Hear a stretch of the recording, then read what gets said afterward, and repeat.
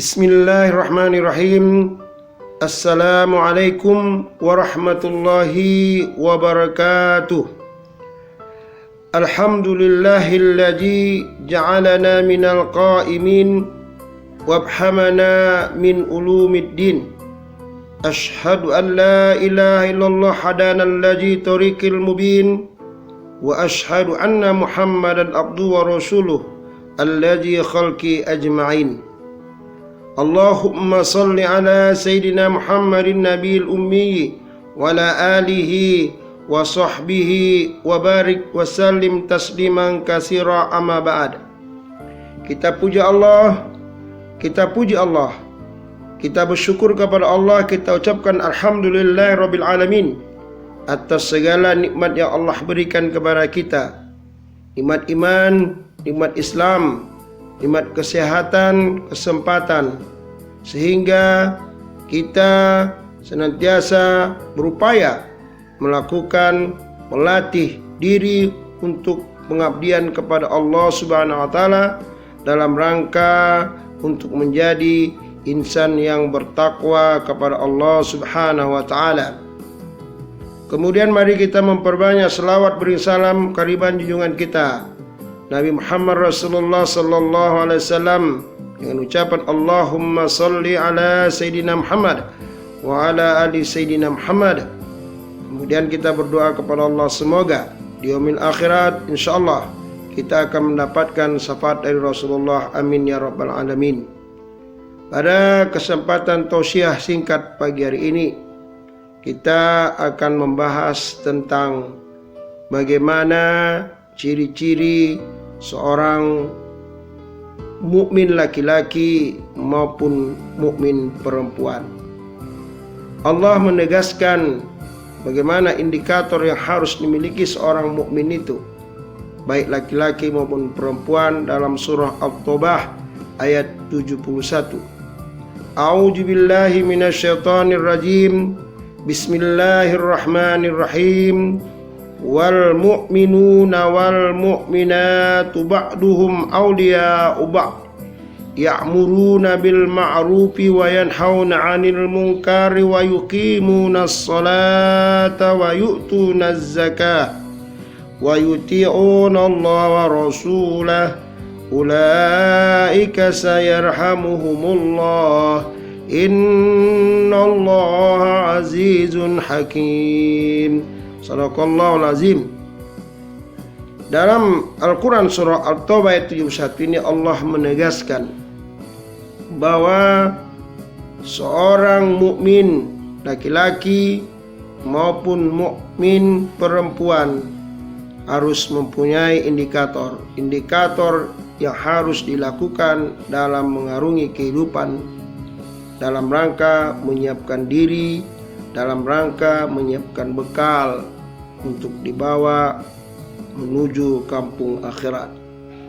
Ciri yang pertama Allah gambarkan bahwa seorang mukmin laki-laki maupun mukmin perempuan, sesama mukmin itu harus saling tolong menolong, saling bantu. Ini adalah merupakan ciri pertama yang Allah tegaskan dengan firman-Nya, wal mu'minuna wal mu'minatu ba'duhum awliya'u ba'd, bahwa mukmin laki-laki maupun mukmin perempuan satu sama lainnya harus saling tolong dan saling membantu. Dalam hal memberikan bantuan, beberapa hal yang dapat dilakukan. Ketegasannya, kita harus saling tolong menolong dalam berbuat kebaikan dan jangan tolong menolong dalam perbuatan kejahatan dan kemungkaran. Allah menegaskan bahwa kita sebagai seorang mukmin, baik laki-laki maupun perempuan, harus mempunyai karakter wa ta'awanu 'alal birri wat taqwa wa la ta'awanu 'alal ismi wal udwan. Kita harus tolong menolong dalam berbuat kebaikan yang bentuknya bisa saling membantu dalam bentuk tenaga atau saling membantu dalam bentuk material yang diperlukan. saling memberi nasihat, saling mendamaikan antara satu sama lain yang sedang bertikai. Kemudian saling menjaga hak-hak daripada mukmin yang satu dengan mukmin yang lain, sehingga dalam kehidupan akan terjadi pergaulan yang sangat indah, sangat saling menyayangi, saling mencintai satu sama lain. Ini adalah merupakan ciri. Jadi seorang mukmin itu satu sama lain harus ruhama ubainahum, sesama mereka itu saling berkasih sayang. Hal ini yang pertama yang harus dilakukan. Ciri kedua seorang mukmin itu adalah mengajak untuk berbuat kebaikan, lalu berupaya mencegah dalam berbuat kemungkaran. Yang Allah tegaskan dalam lanjutan surah At-Taubah ayat 71 tersebut, yaitu dengan perintah ya'muruna bil ma'rufi wa yanhauna 'anil munkar. Saudara-saudara jamaah yang dimuliakan Allah, sebagai seorang mukmin kita harus punya prinsip, punya karakter untuk mengajak orang sebanyak-banyaknya berbuat kebaikan, lalu mencegah daripada perbuatan-perbuatan kemungkaran. Untuk melakukan ini ada 5 syarat yang harus kita miliki. Yang pertama, kita lakukan dengan ikhlas dalam mengajak perbuatan kebaikan, apakah itu dalam rumah tangga, pada jiran tetangga, dalam kelompok kerja, dalam komunitas-komunitas tertentu. Lakukan dengan syarat pertama dengan ikhlas. Wa ma umiru illa liya'budullaha mukhlishina lahuddin. Maka perintah Allah kita untuk melakukan semua kegiatan kita itu lakukan dengan ikhlas. Kalau kita lakukan dengan ikhlas, insya Allah Allah akan membantu kita dalam melakukan amar ma'ruf nahi munkar. Salah satu contoh kisah yang menjadi inspiratif yang harus kita pahami, sehingga kita dalam mengarungi melakukan amar ma'ruf nahi munkar ini dilakukan dengan ikhlas. Contoh seorang pemuda yang ingin memotong sebuah pohon yang disembah orang pada masa itu. Lalu pemuda ini dengan niat yang ikhlas untuk menebang pohon tersebut. Tapi pada saat itu iblis menjelma untuk menghalangi pemuda tersebut, lalu mengatakan kepada pemuda tersebut, apa kau mengurusi orang-orang yang melakukan kegiatan seperti itu? Tapi dengan keikhlasan dan tekad yang kuat, pemuda ini tetap berkeinginan untuk melakukan penebangan pohon tersebut, sehingga mereka melakukan pergulatan, perkelahian yang sangat luar biasa, mengadu kekuatan. Tapi dengan izin Allah si pemuda tersebut menang. Melihat situasi ini, iblis melakukan strategi yang lain. Dia menawarkan kepada pemuda tersebut tawaran, tidak usah lakukan penebangan pohon tersebut, maka pada besok pagi di balik tilammu, di balik tempat tidurmu, engkau akan mendapatkan bentuk dirham sebanyak 4 dirham. Lalu pemuda ini menyetujui. Maka di hari pertama 4 dirham tersebut dia dapatkan. Hari kedua 4 dirham tersebut dia dapatkan. Itu hari ketiga 4 dirham itu tidak ada lagi. Maka dia ingin bersegera mengambil penebang pohonnya, lalu membawa kepada pohon itu. Iblis kembali menjelma untuk menghalangi.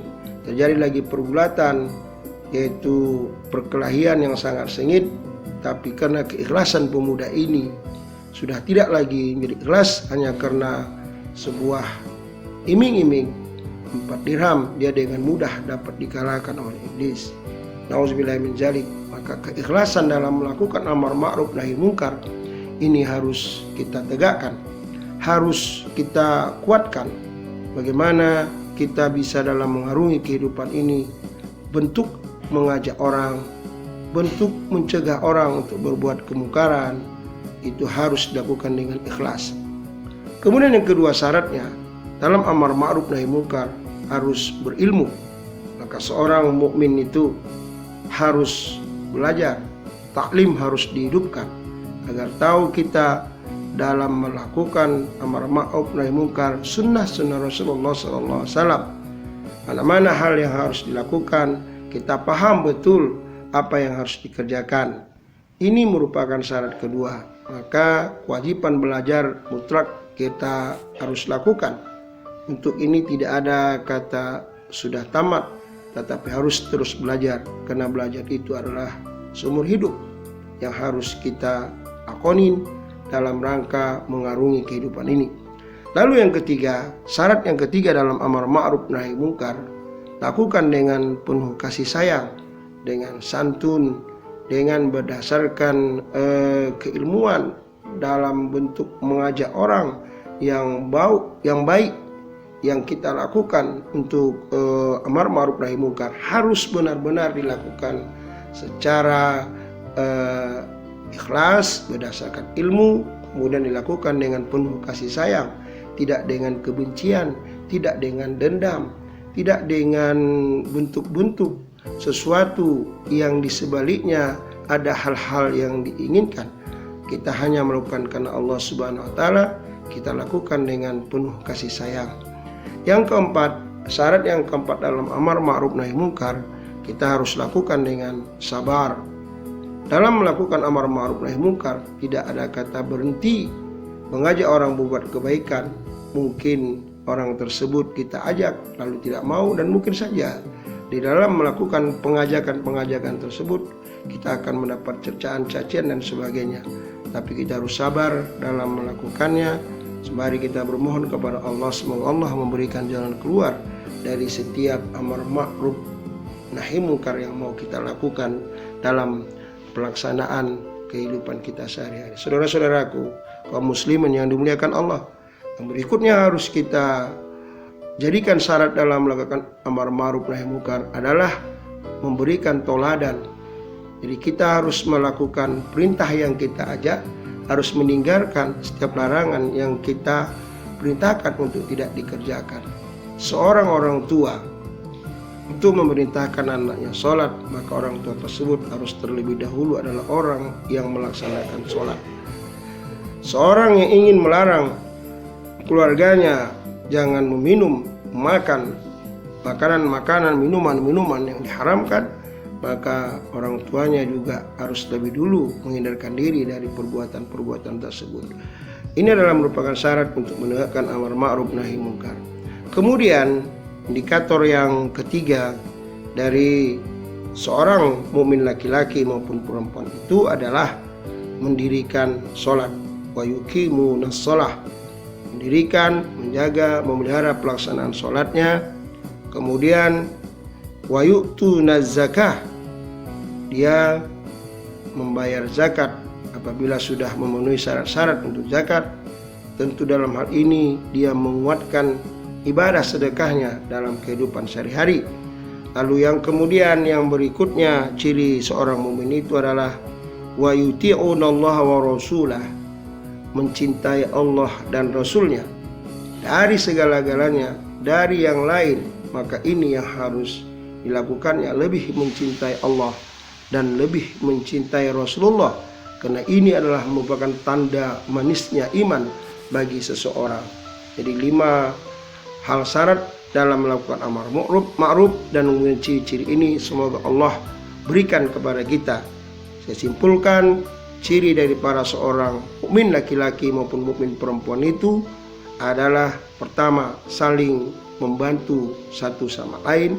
Yang kedua, menegakkan amar ma'ruf nahi munkar. Yang ketiga, melaksanakan sholat, membayar zakat, mencintai Allah dan Rasulnya dari segala sesuatu yang ada di muka bumi. Mencintai Allah dan Rasulnya, lebih mencintai Allah dan Rasulnya daripada yang lain, baik itu keluarga, saudara, harta, tempat tinggal, pekerjaan. Maka dia lebih mencintai Allah dan Rasulnya, sehingga semuanya dilakukan, diwujudkan dalam rangka cinta kepada Allah dan Rasulnya. Semoga ada manfaatnya. Subhanakallahumma wa bihamdika asyhadu an la ilaha illa anta astaghfiruka wa atubu ilaik. Aqulu qouli hadza fastaghfiruh. Assalamualaikum warahmatullahi wabarakatuh.